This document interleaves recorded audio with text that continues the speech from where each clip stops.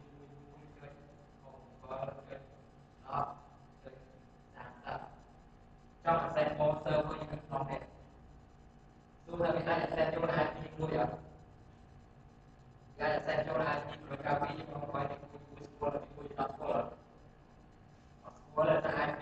private ចឹងគឺវាស្គាល់ដល់ IP នេះ public នេះចឹងវាធ្វើម៉េចដើម្បីពេលដែលផ្នែក access ចូល IP មួយនេះគឺតាមវានឹងរីរ៉េចូលមកអានេះហៅថាជា static NAT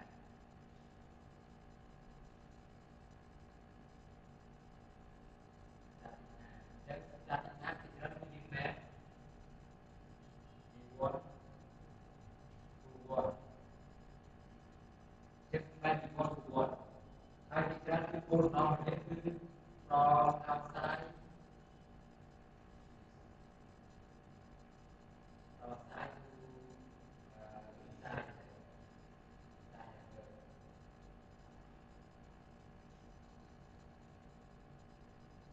Just declare you say the outside network គឺចូលនៅក្នុង inside network របស់យើង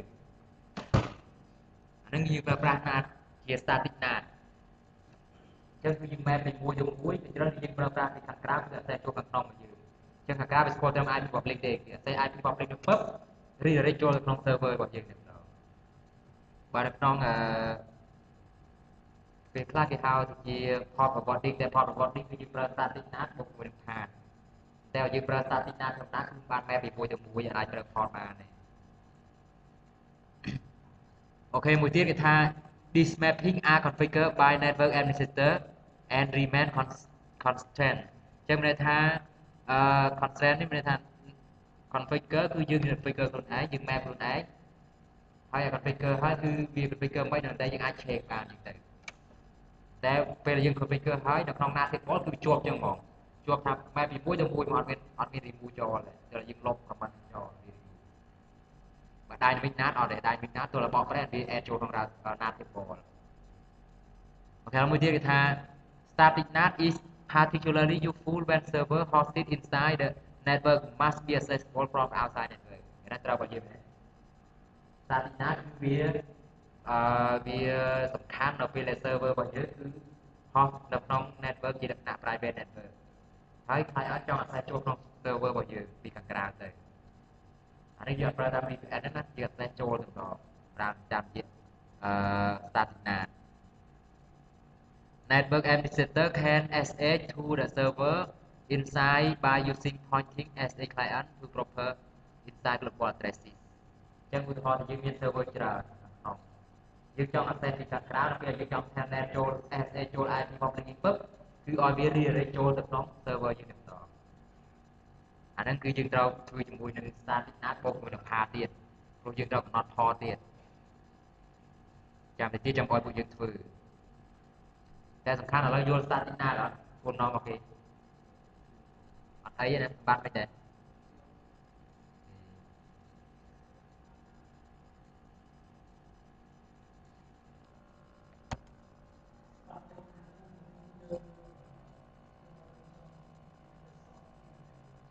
មានថាខាងក្រៅឧទាហរណ៍ internet user ខាងក្រៅយើងចង់ access ចូល server ក្នុង call របស់យើងអញ្ចឹងពេលយើង access ចូល public យើងពឹប IP public ដែលគេយើងដែល ISP ផ្ដល់យើងគឺ router នឹង redirect ចូលក្នុង server យើងតែម្ដងតាមជា static NAT ហ្នឹងហើយនេះគឺយើងមាន IP public មួយដែល ISP ផ្ដល់យើងតែ IP នេះគឺ everyone is equal អញ្ចឹងថា internet user អស់ is equal អត់តែណារ៉ា internet is equal IP ចឹងយើងចង់ access ចូល server របស់យើងនេះជា private internet user access ចូលបានអត់បានទេចឹងពេលបើសិនជាយើងចង់ access បានគឺឲ្យមាន access បានបើគឺមាន redirect ចូលក្នុង server ជាពិសេសគឺសម្រាប់ hosting ឧទាហរណ៍យើង hot website ក្នុងប្រព័ន្ធរបស់យើង hot website យើងកើត website ក្នុងប្រព័ន្ធដែរហើយយើងមាន domain name មួយទៅ domain name មិនអាចអញ្ចឹងគឺវាមាន access ចូលក្នុងពីមកតែបានគឺវា redirect ចូល server ជាលក្ខណៈ static NAT យើងមើលរូបនេះរូបនេះអញ្ចឹងឧទាហរណ៍ internet user PC ដែលមួយគឺមានអាចជាទីមួយខាងក្រៅទៅហើយគាត់ចង់ access គាត់ចង់ access មក IP នេះ IP 226ហើយដល់ពេលយើងមើលនៅក្នុង static NAT របស់យើងថាម៉េច នៅពេលដែលគេចង់ access មក IP 209.165.200.221 វានឹងកើតអីវាធ្វើឲ្យគេវានឹង redirect ចូលមក IP 192.8.10.10 ទៅប្រទេសដោយសារគេចង់ access មកពី27វានឹង reach មក 10.11 បើគេ access មក IP ពី28វានឹង redirect ចូលមក 10.12 server ក្នុងរបស់យើងនេះទីក្នុងនេះអញ្ចឹងមានន័យថាពេល internet user ចង់ access មក public កន្លែងនេះគឺវានឹង redirect ចូលមកក្នុងរបស់យើងបែរដែរឡងមើលមិនឆ្ងល់កន្លែងណាឡើយមើលភាគមកនេះអត់យល់ហ្មងហ៎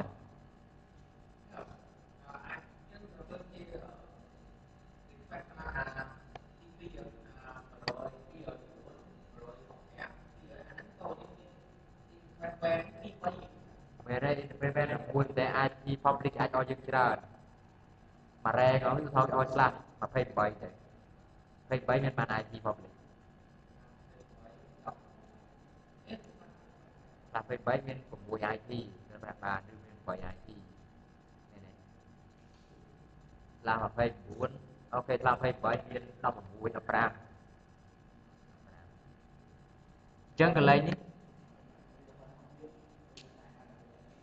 បានតែមួយដែល IP ផ្សេងៗនៅក្នុងតាមដែនទាំងដែនហ្នឹងអញ្ចឹងនៅក្នុងតាមដែនហ្នឹងយើងយកមកប្រើប្រាស់បានទាំងអស់ដែរតែ IP public គឺយើងអាសាញបានតែ interface ទី1ទេក៏ប៉ុន្តែបើសិនជាវានៅក្នុង rank មួយគ្នាគឺយើងអាចយកប្រើប្រាស់បានសម្រាប់ណាយើងអាសាញ IP កន្លែងនេះមួយISP គេអាសាញមួយដែរមែនទេអញ្ចឹងសល់ array ប្រហែលគឺយើងអាចអាសាញលើ router របស់យើងជាណាបានគឺជាណា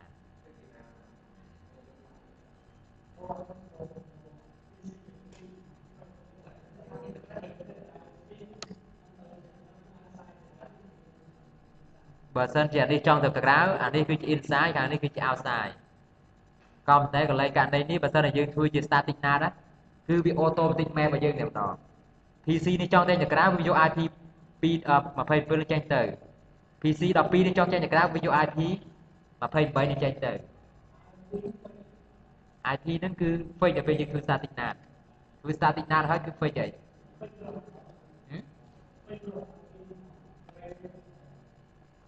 ចង់ថាម៉េច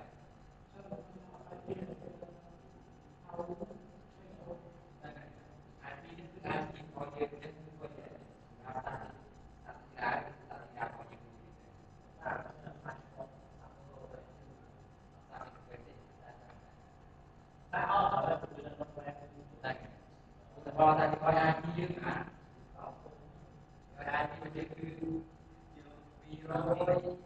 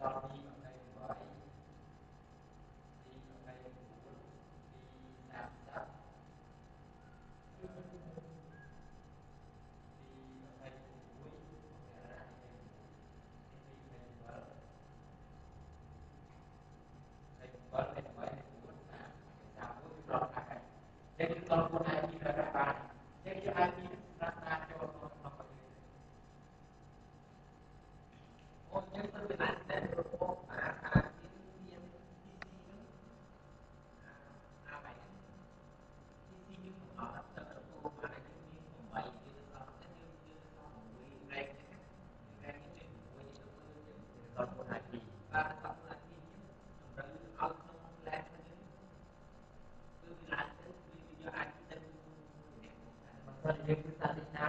ព្រោះអត់ទេយើងគឺអាចនេះមកសាទីមកនេះនេះសាទីមកនេះនេះសាទីមកសាទីមកទៅយកអាចចេញទៅបាទនេះទៅយកអាច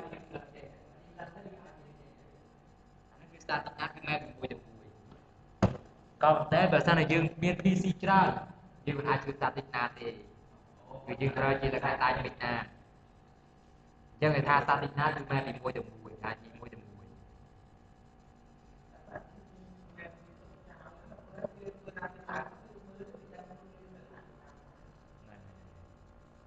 bây giờ cứ hai những ai số ai đi address về sản xuất cái mẹ không thể bỏ được đó thế lo mới đấy đấy vậy người vô lắm á chứ mà biết thôi rồi thế nát từ riêng là không CCNA thu đây là CCNA riêng bên nát chân bị mưa vô là hay nát tầm khán nát lấy nát gặp ra đây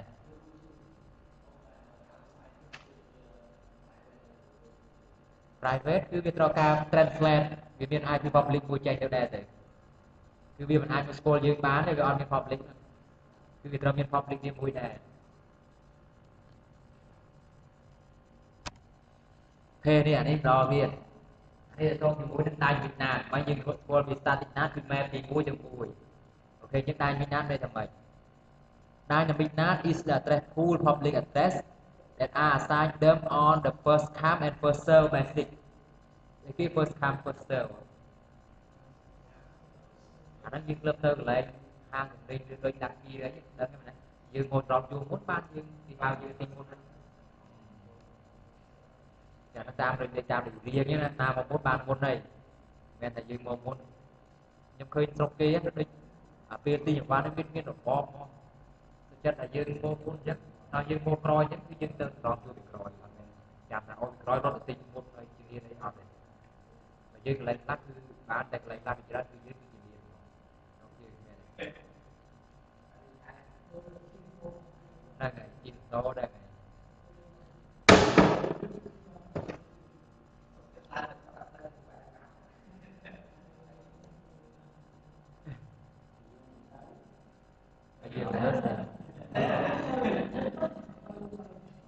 chứ vì được lộn nào thì sẽ bay được nhóm đấy kia đấy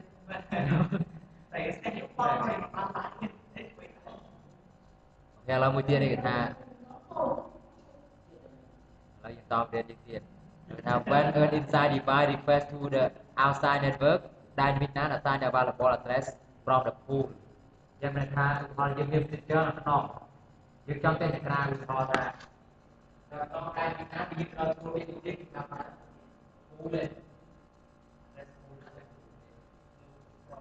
pool là cái pool lên ra mà nó biết nhưng mà biết là pool lên IT cái IT pool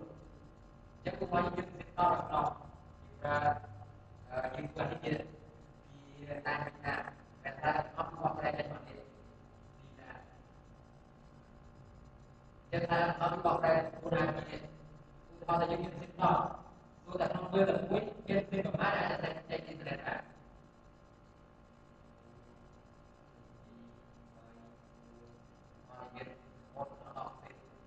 chắc chúng ta không đưa được cuối cho cái mà ra sẽ đưa internet ra sẽ những cái thông tin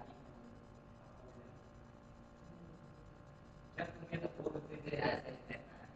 chắc cũng là những mong biết hoặc là những vui những mong tốt là những mong tốt biết là những người chúng ta mong tốt là trong khi những quay để tâm tâm nói biết là như thế nào mà khi ta nói biết mà ai được cha có đọc cái việc ra là việc còn gì là như là ai đi mà khu đặt ra cứ như kia cái việc nó cháo họ về chạy tới đây là một quan cũng có cái được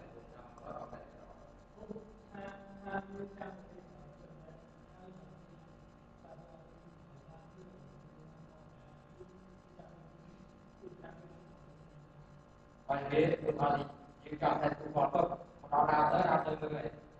như cái này thì chỉ trong khu gọn nhưng mà biết có cái khu như thế này là thằng khu này như thế của cái là thằng khu này như thế để chúng ta chọn nó cả trang cái trong ra rồi ai đi đến cứ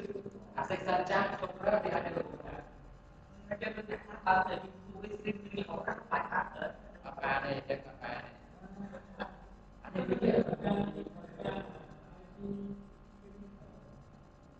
Jadi berkait IT itu tidak. Kalau saya tak berkait ini hanya public pilih kalau lakukan saja. Jadi berdasarkan cara kerja kita. Sehingga kita benar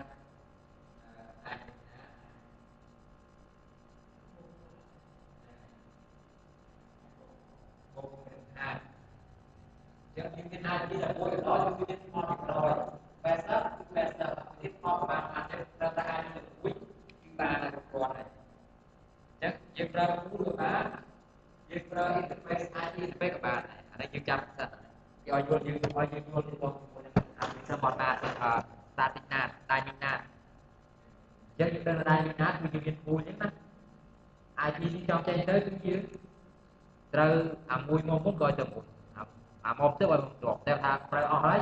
គឺអានេះផ្សេងមកគឺចាំសិនចូលគេចុះប្រើហ្នឹងហើយគេលេងមានធ្វើតែគេធ្វើតែគេជួយដៃណាស់មកជាមួយនឹងហាត់តែម្ដងអញ្ចឹងនេះគេថា dynamic NAT require that enough public address available to the certified local total number of simultaneously user access អញ្ចឹងមានថាបើសិនតែមាន user 20គ្រឿងខាងក្នុង public IP ក៏ត្រូវការ20 public IP ដែរហ្នឹងហើយអញ្ចឹងគាត់ថាវាអត់សូវយូរពូលមកទេតែយើងបូកជាមួយនឹង path គឺយូរពូលអញ្ចឹងនេះណាឧទាហរណ៍ថាយើងមានប៉ុន្មានយើងមាន1 2 3 4 5យើងមាន5 public IP អញ្ចឹងឧទាហរណ៍ថានេះស៊ីននេះគឺ access ទៅ internet អញ្ចឹងយើងប្រើប្រាស់អស់មួយហើយអញ្ចឹងគឺនៅមានប្រមាណ public នេះដែល available មាន4មាន5ទៀតមែនទេអញ្ចឹងបើសិនជាមានម៉ាស៊ីន5មក access ក្នុងពេលតែមួយទៀតគឺ IP public អស់ហើយអញ្ចឹងម៉ាស៊ីនទី6ទី7គឺនៅចាំសិនអត់អាចទៅរួចបានទេទោះថាអានេះជប់ប្រើបានស៊ីនផ្សេងមកទៀតគឺអាចប្រើប្រាស់បានអានឹងគឺជា algorithm របស់ dynamic NAT ដែលថាមកគ្រប់ full IP public ហើយខាងក្នុងនេះគឺមកគ្រប់ដែរហើយដល់ពេលខាងក្នុងនេះទៅមួយមុនយកមួយទៅធីកមួយទៀតបោយកទៅយករហូតអស់ហើយបើសិនជាទី1ជប់ប្រើអូខេទុកឲ្យនេះថ្មីមួយទៀតអានេះថា first come first serve ណានៅវាអត់សូវមានប្រយោជន៍ក៏តែបើសិនគេច្រើនគេអត់ដែលប្រើវាទៅទីទេគឺយើងប្រើបូកជាមួយនឹងណាថាតរហូត Hard address translation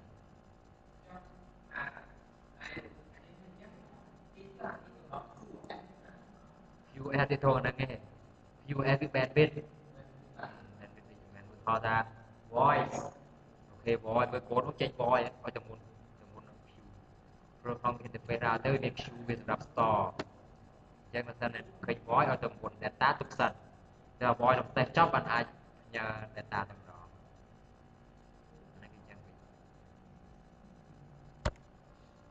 អូខេនេះអញ្ចឹងដោយសារតែបញ្ហាយើងនិយាយមិនគឺយើងថាវាអត់សូវមានប្រយោជន៍ឥឡូវគេ add បន្ថែមគឺចូលជាមួយនឹង port address translation អញ្ចឹងគេថា port address translation map multiple private IP version port address to the single public IP address or a few address អញ្ចឹងគេថាយើងមាន public យើងមាន pool ក៏បានយើងមាន IP តែមួយក៏បានដែរយើងអាចប្រើប្រាស់ internet ខាងក្នុង user អាច access ទៅខាងក្រៅបានទាំងអស់ដោយយើងប្រើប្រាស់ path ជាមួយ port ជាមួយចឹងគេថា path ហ្នឹងគឺ use a peer of source port and source IP address to keep track of what belong to the internal client ចឹងមានន័យថាពេលយើងបកប្រែទៅឧទាហរណ៍ថាយើងបកប្រែទៅខាងក្នុងយើងមាន port មួយចំណាំខាងក្រៅមាន port មួយចំណាំនេះអញ្ចឹង port យើងមានប្រមាណ port យើងមានលេខប្រមាណដល់លេខប្រមាណខ្លះយើងមាន16 bit 16 bit គឺពីលេខ0រហូតដល់65535អញ្ចឹងមក IP គឺមានច្រើន section មែនទេអញ្ចឹងបានថា user ខាងក្នុងប្រទេសឧទាហរណ៍1024 user ហើយយើងមាន port ពុកម្ដាយហ្នឹង65535 port អញ្ចឹងបកប្រែទៅអត់ចេះអស់ទេហើយបើសិនជាយើងចង់ configure path យើងអត់ចាំបាច់ថែមឲ្យច្រើនទេ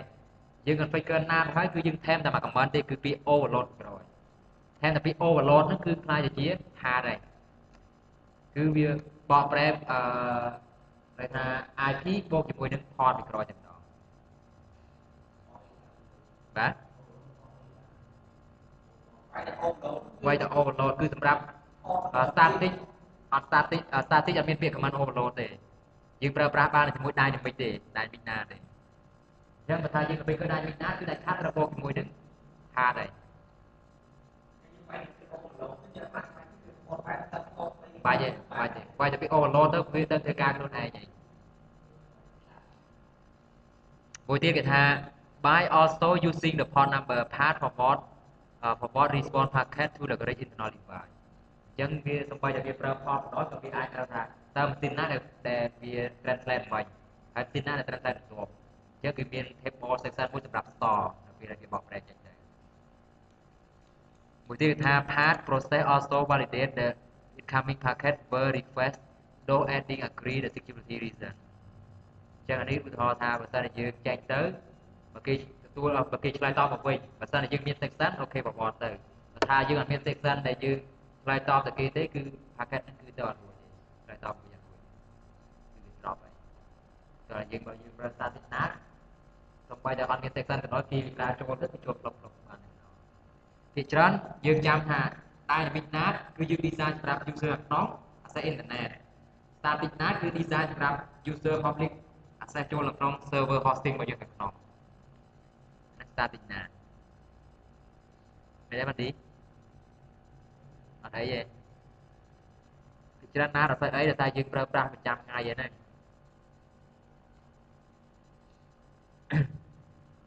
អូខេអានេះគេថា compare រវាង NAT ហើយជាមួយនឹង PAT អញ្ចឹងបើ NAT ពីច្រើនគឺយើងពីមួយទៅមួយសូម្បីតែ public ក៏សូម្បីតែ dynamic NAT ក៏ពីមួយទៅមួយមែនទេអា first come first serve ហើយមិនអាចច្រើនបានទេអានោះសម្រាប់ public 10 IP ខាងក្នុងមាន10 IP ដែរ static ក៏ពីមួយទៅមួយដែរក៏ប៉ុន្តែបើសិនជាយើងប្រើប្រាស់ PAT ខាងក្នុងមួយក៏ខាងក្នុងច្រើនទៅក្រៅចេញតែមួយបានហើយបាច់ច្រើនតែមួយ enough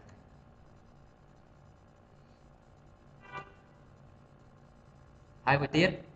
បើយើងប្រើប្រាស់ PAT គឺ port number គឺវាត្រូវ modify ហើយ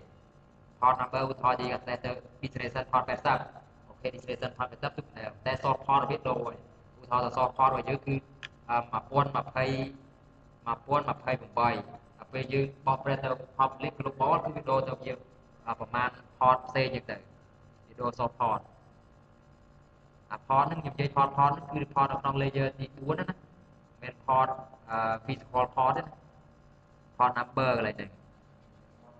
TCP UDP port ហើយទៀតថា NAT forward incoming packet to the inside destination refer to incoming source IP provider host to the public ចឹងមានន័យថាពេលដែល client ចង់ access ទៅ internet គឺវាឲ្យចេញទៅបានហើយដល់ពេលចេញទៅវាត្រូវការបកប្រែ IP បកប្រែ IP ហើយបកប្រែ port ទៀតអាហ្នឹងយើងចូលជាមួយនឹង PAT បកប្រែទាំងអស់តែម្ដងបើ NAT គឺបកប្រែតែ IP ទេត IP ទេ PAT គឺបកប្រែទាំងពីរដូចតែមានអីស្មុគស្មាញហ្នឹងចឹងឡើយចាំមើលវាធ្វើរបស់យើងអស់គ្នាហើយគេថា PAT នឹងអត់បកប្រែ protocol ទេឧទាហរណ៍ TCP គឺ TCP ដែរ UDP គឺ UDP នៅទុកចឹង ICP ping គឺនៅ ICP ping មកបកប្រែ protocol ហ្នឹងទេបកប្រែ protocol ទៀតចប់បាត់យើងព្រមថា packet ជា UDP ឬ TCP បកប្រែតែ port ទេអូខេឥឡូវកន្លែងនេះគេសួរច្រើនណានៅក្នុង exam ដែលយើងរៀនមិញដល់ពេលយើងតែសំណួរថ្ងៃមុនគេសួរដែរគេសួរថាផលប្រយោជន៍ NAT គេខ្លះខាងទី1គឺ conserve legally registered address អានេះមានន័យថាម៉េចកន្លែងនេះផលប្រយោជន៍នៃ NAT គេ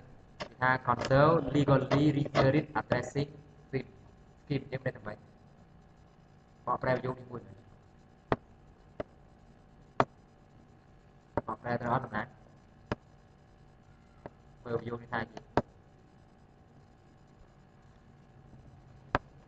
ហាត់មិនដែរយល់ថាម៉េចឥឡូវនិយាយតាមយល់ IP គេអូខេត្រូវហើយlegal register នេះមានន័យថាមុននឹងយើងបាន IP public យើងត្រូវការ register IP មកប្រើប្រាស់ ចឹងគឺបើសិនតែយើងប្រើប្រាស់ណាគឺវាតបចាយ IP public របស់យើងកុំអស់ច្រើនពេកមួយទៀត increase flexibility of the connection to the public network ចឹងមានន័យថាឧទាហរណ៍ថាយើងមានម៉ាស៊ីនថែមប្រមាណម៉ាស៊ីនក៏អត់ចាំបាច់ថែម public IP អត់ទេ IP public តែមួយគឺវា serve បានអស់ហើយមួយទៀត provide consistency of internal network address scheme ចឹងមានន័យថាខាងក្នុងយើងប្រើតែមួយរ៉ែងខាងក្នុងមួយរ៉ែងហ្នឹងទៅខាងក្រៅ IP តែមួយអូខេចឹង IP អត់មានបាច់ផ្លាស់ប្ដូរច្រើនទេមួយទៀត provide network security គេថា NAT ហេតុអីគេថា NAT provide network security ឥឡូវយើងវិភាគលេខអស់គ្នាគេថា NAT វាការពារ security បានយ៉ាងម៉េចឥ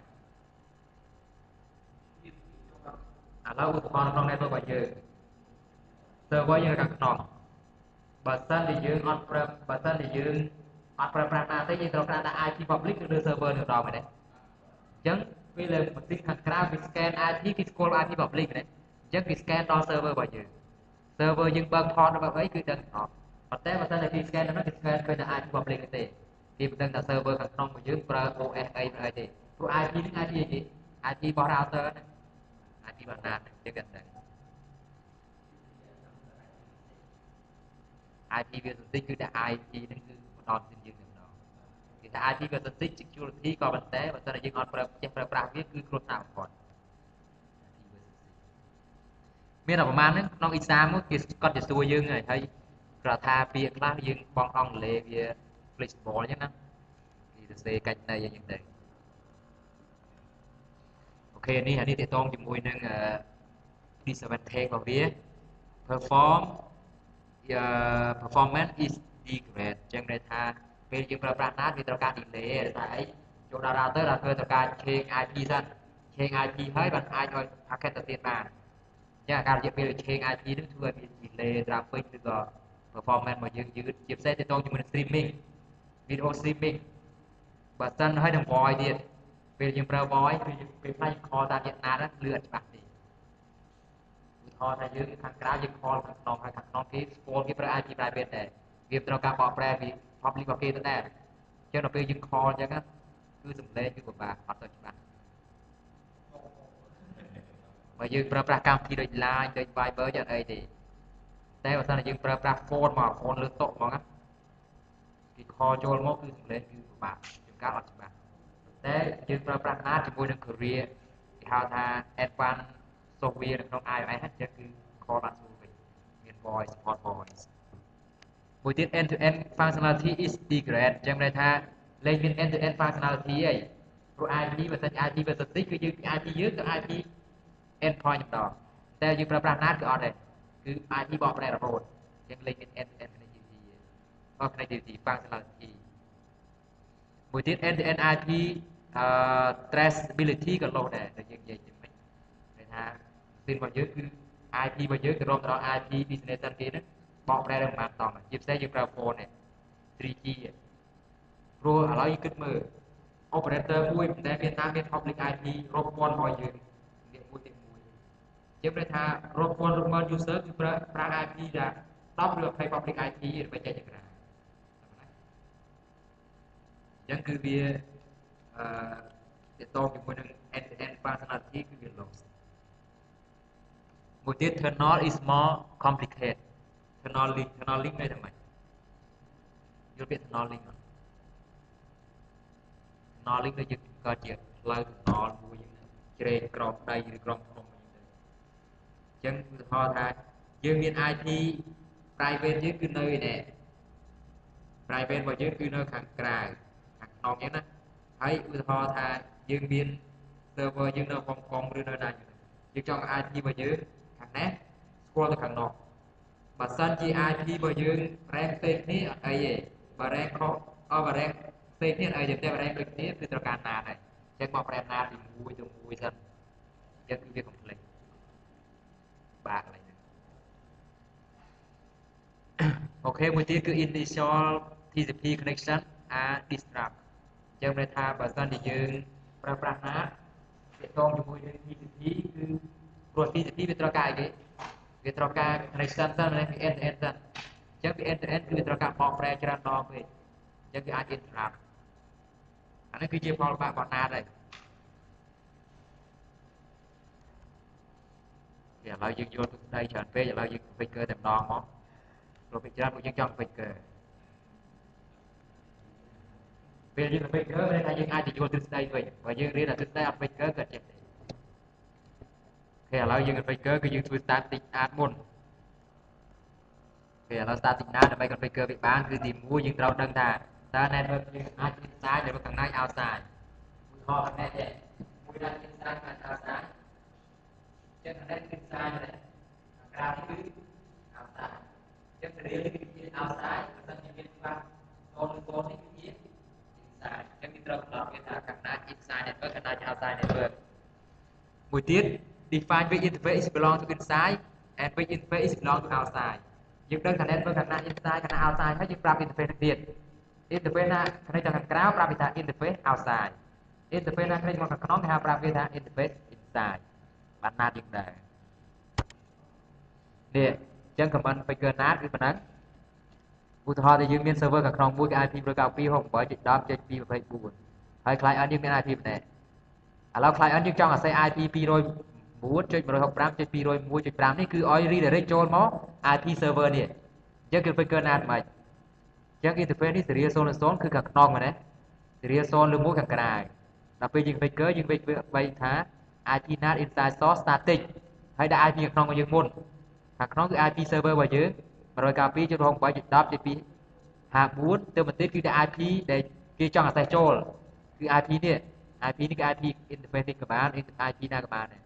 ដាក់ IP នេះមកដល់ពេលគេវាយ IP នេះពឹបវានឹង redirect ចូលមក IP នេះប៉ុន្តែដើម្បី redirect បានគឺត្រូវយើងប្រាប់ interface ទៀតយើងចូលក្នុង interface serial 0 នេះខាងនេះប្រាប់វាថា IP NAT inside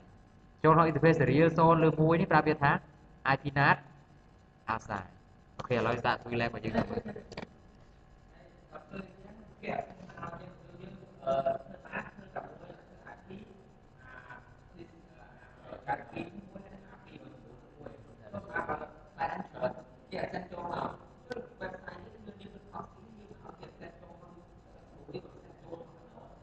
វាសិនទៅ IP មួយ209.5 ទៅអត់តែបានប្រហែល section ក៏បាន100 section គឺតែលើ server យើងទេតែបកប្រែរត់ IP មួយនេះទេអត់អាចបកប្រែ IP ផ្សេងទេពេលថាគឺថាយើងធ្វើមកគាត់ user តែ IP នេះគឺបកប្រែ user គឺបកប្រែ IP នេះអត់បែរការទៀតអត់ការ section ទៀត section គឺអាចអាស្រ័យបានច្រើនអាស្រ័យលើសមត្ថភាព server យើងទេ server យើងស្ពេចកាន់តែខ្ពស់ section នេះបានកាន់តែច្រើនស្ពេចតិចគឺ section បានតិចមិនមែនថាយើងបកប្រែបានតែមួយណាមិនមែនថាវាយប្រមាណនេះគឺបានតែមួយទេអាចបកប្រែទៅបានអានេះ IP នេះវា IP នេះណា IP នេះគឺ IP ផ្នែកនេះវា access ចូលផ្នែកនេះទៅវាយ៉ាងវា access IP នេះប្រមាណ 100% ទៅវាទៅបកប្រែទៅអត់ដែរចាំបាច់ IP អានេះគឺ ISP នេះឲ្យយើង IP នេះគឺ ISP មកផ្ដល់ឲ្យយើងមកយើងអាចប្រើប្រាស់បានអញ្ចឹងយើងត្រូវដឹងហើយមែនទេគេឲ្យយើងហើយយើងត្រូវដឹងថា IP យើងប្រហែល IP public របស់យើង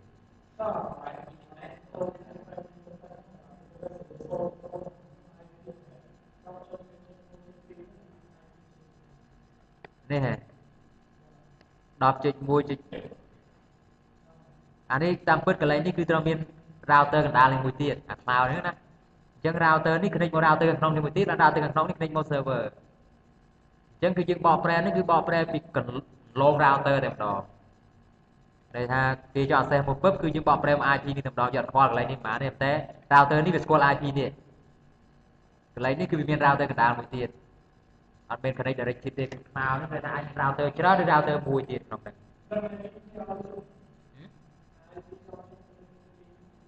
10.1.1.2 ហ្នឹងអានេះគឺជា gateway របស់យើងខាងក្នុងរបស់យើងអត់មានដាក់ឲ្យទេនេះគឺយើងអាសាយខ្លួនឯងជា local LAN របស់យើងទេអាហ្នឹងក៏ប៉ុន្តែ router របស់យើងនេះគឺវាស្គាល់ខាងក្នុងរបស់យើងទាំងអស់យើងអាចប្រើប្រាស់ routing protocol ឯក៏បានដែរខាងក្នុងរបស់យើង OSPF ក៏បានឯក៏បានដឹងថាគេ access public IP នេះចូលពឹបវានឹង redirect មក IP ទៀតអញ្ចឹង router នេះដើម្បីចង់ទៅ IP នេះវាទៅឆ្លងកាត់ router ណាគឺអាស្រ័យលើយើងធ្វើ static route ឬក៏យើងធ្វើ OSS ឬក៏ EIGRP ក្នុងរបស់យើង Thế biết đặt score lại mình nhắc lại này hạt non đi IP nó cứ IP bao nhiêu ngày IP dương là sai trong network bao nhiêu hạt non chắc những ai liên rao thêm protocol hạt non bao nhiêu hết á OSRE GFP ấy dân tớiแต่ដឹងថា IP កន្លែងនេះគឺជា ISP អ្នកផ្ដល់ឲ្យយើងហើយយើងយកអាសាយលើ interface នេះឬក៏យើងអាចអាសាយទេដឹងតែគេ point មក IP យើងតែម្ដងមិនដែរឡងមើលមកយល់ដែរណាយល់ហើយបើយល់ធ្វើ lab មួយមកចឹង lab យើងនៅក្នុងហ្នឹងមានរៀនទី11យើងគឺមាន static NAT configure ឡងសាកធ្វើ lab មួយដើម្បីយល់ធ្វើ lab សិនមក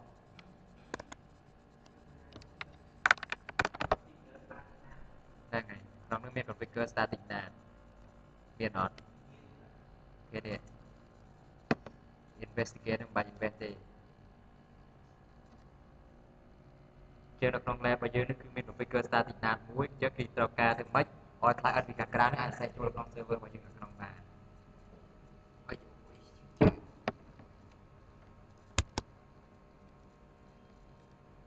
ញ្ចឹងនេះយើងមើលរូបវិញអញ្ចឹងយើងមាន server ខាងក្នុងនេះមែនទេហើយ client នេះគឺមាន connect មក internet មានអីចឹងទៅឥឡូវគឺយើងកន្លែងនេះគឺ local របស់យើងគឺអត់មាន router មាន cloud ទេដល់ដូចយើងមិនទេគាត់ថាធ្វើម៉េចគេ access IP នេះពេលតែគេ access IP 64.100.50.1 នេះគឺឲ្យ redirect ចូលមក IP 172.16.16.0 អញ្ចឹង IP នេះ IP នៅកន្លែងណានេះ IP នេះមាន assign interface router យើងអត់នេះ IP នេះមាន assign IP interface router យើងអត់នេះ IP outside របស់គេនេះយើងមើល interface router របស់យើងមាន assign ទេអត់ទេក៏មិនតែ ISP គេ point មកយើងហើយគេដឹងថា IP នេះជា IP របស់យើងហើយអញ្ចឹងយើងធ្វើ NAT អីគឺបានធម្មតាយើង IP នេះយើងចង់ assign interface នេះក៏ដើរដែរយើងអត់ចង់ assign គឺយើងយកប្រើប្រាស់ NAT ក៏បានដែរតែដឹងថានេះ ISP គេនេះលេខ ISP នេះគេធ្វើឲ្យយើងហើយកន្លែងនេះគេលុកជាប់គេអាចធ្វើ static route point មក IP នេះឬក៏អីចឹងទៅអូខេឥឡូវយើងមើលតោះធ្វើតាមមកគេគោលបំណងនៅក្នុងនេះគឺ testing គឺ down NAT អូខេ testing គេសិន configure static NAT ទៅមកទៀត testing NAT អូខេអញ្ចឹងគេថា PC1 L1 នេះគឺឲ្យព្យាយាមទៅ access ទៅ web server នេះដែលប្រើប្រាស់ IP private របស់វាសិនទៅ access ដល់អត់ឥឡូវសាកមើលមើល access ដល់អត់ឥឡូវ PC នេះ access មក IP នេះ 172.16.16.1 ឥឡូវ access ទៅមើលសិនអានេះឧទាហរណ៍ថា internet user ណាជាយើង access មក website របស់យើងគឺ 172.16.16.1 ដាក់ថាម៉េច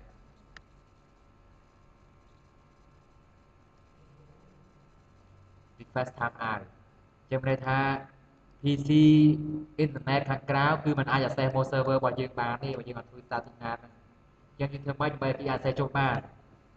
ឥឡូវយើងមើល interface router របស់យើងសិន interface ណាជា interface ណាយើងសូ label វាមក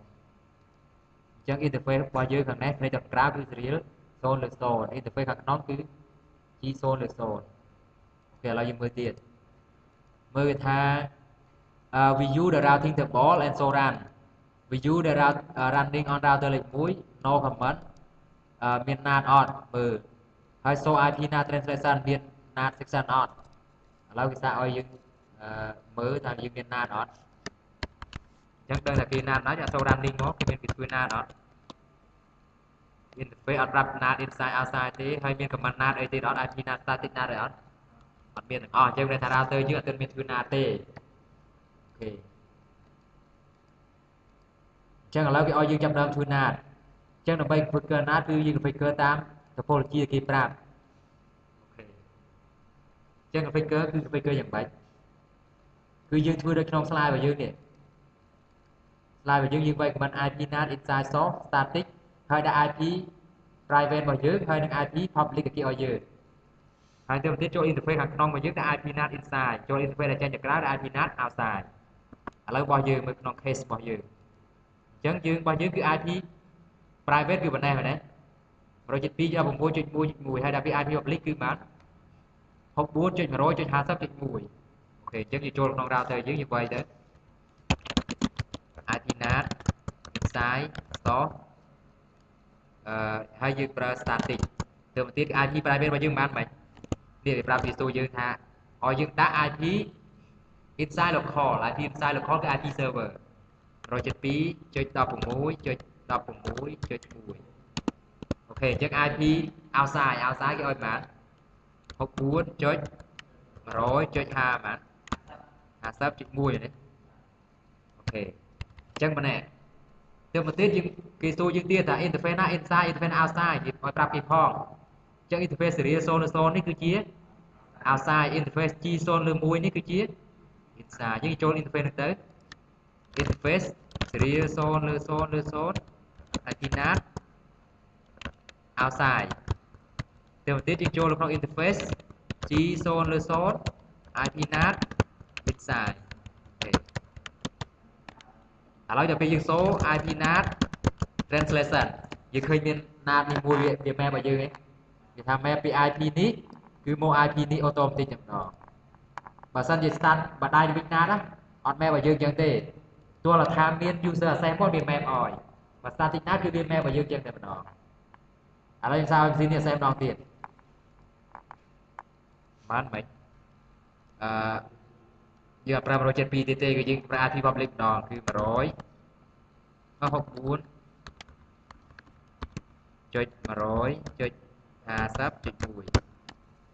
ឃើញទេចូលទៅ server 1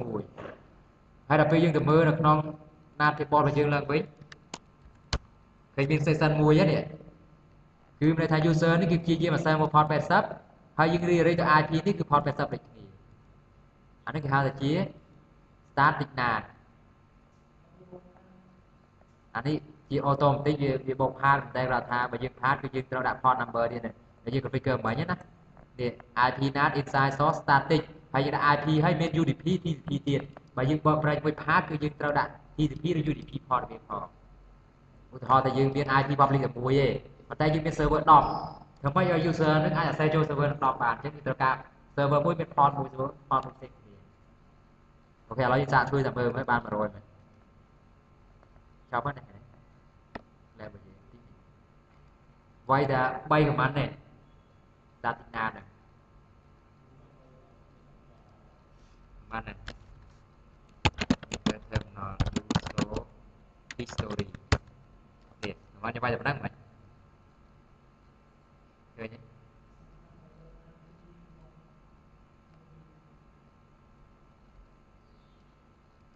ទី1គឺយើងយក IP ណាទៅខ្សែសត static គឺដាក់ IP របស់ server របស់យើងជាលក្ខណៈ private ទៅមកទៀតគឺ IP public ទីផ្នល់របស់យើង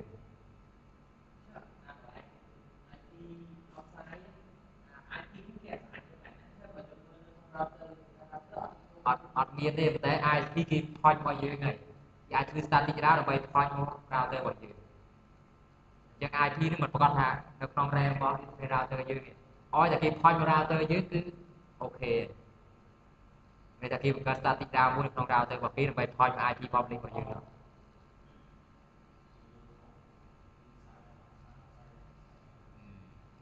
ប៉ុណ្ណឹង command គេមែនទេមានអីច្រើន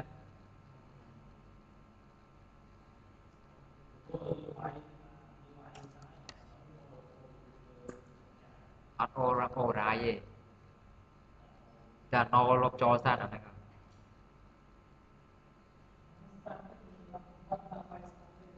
្នឹងហើយវាយ static ចឹងមកពាក្យ static ចឹងមកបើដែរដើម្បីយើងប្រើពាក្យយើងប្រើ access list ជំនួយ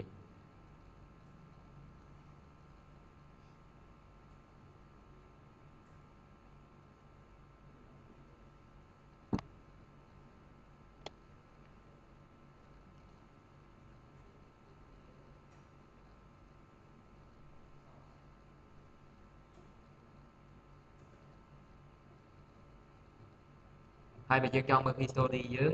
គឺយើងចូលក្នុង configure terminal ហើយយើងប្រើពាក្យ do show history បើសិនតែយើងចូលក្នុង privilege mode គឺយើងមើលឃើញតែ command ដែលយើងវាយក្នុង privilege mode ទេបើយើងចូលក្នុង interface យើងដូរ do show history គឺមើលតែឃើញ command ដែលយើងវាយក្នុង interface ទេ យើងចូលក្នុងក្រុមបនមកទៅឃើញទាំងអស់មក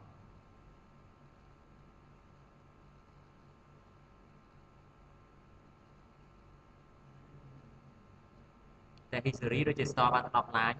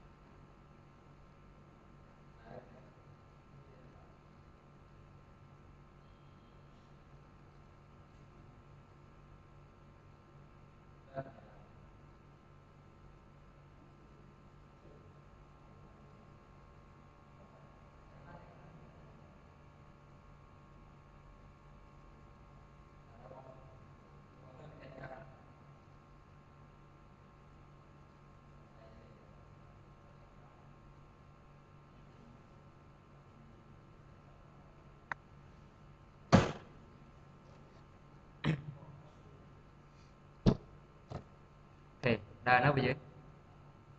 ដែរ IP NAT inside stop global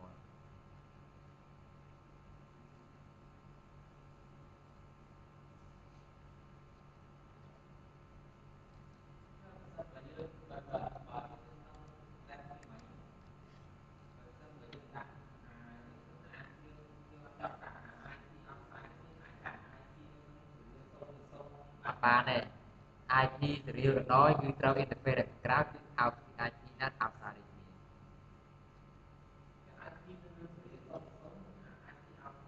ហ្នឹងហើយ interface ហ្នឹងគឺ configuration កន្លែងនេះគឺអានេះគឺត្រូវដាក់ interface សម្រាប់ outside សូម្បីតែ interface នេះជាបើតែយើងប្រើប្រាស់ IP នេះជា IP interface 100ពេលណា interface 100ក៏ interface ចេញពីខាងក្រៅសម្រាប់ IP NAT outside ដែរ interface ពីខាងក្នុងសម្រាប់ IP NAT inside នឹងដាច់ខាតពេលថាអូ IP នេះគឺជា IP របស់ interface ខាងសេរីនេះហើយជាបាច់ប្រើប្រាស់បានអត់ជាដាច់ខាតមកនឹងគឺត្រូវតែដាក់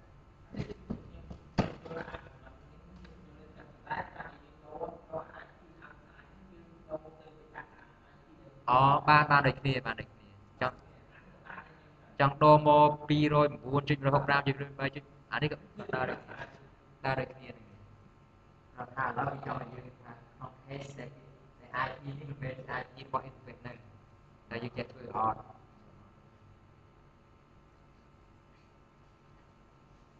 អូខេប៉ុណ្ណឹងពួកយើងកាលណាយើងសម្រាប់ប៉ុណ្ណឹងចុះចាំស្អែកជំរាបតទៀតបើថាស្អែកយើងរៀន dynamic NAT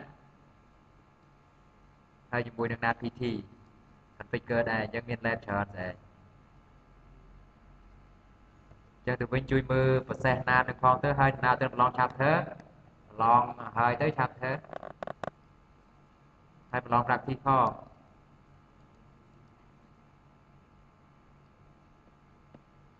ព្រោះថ្ងៃសុក្រហ្នឹងយើងប្រឡង final ហើយណា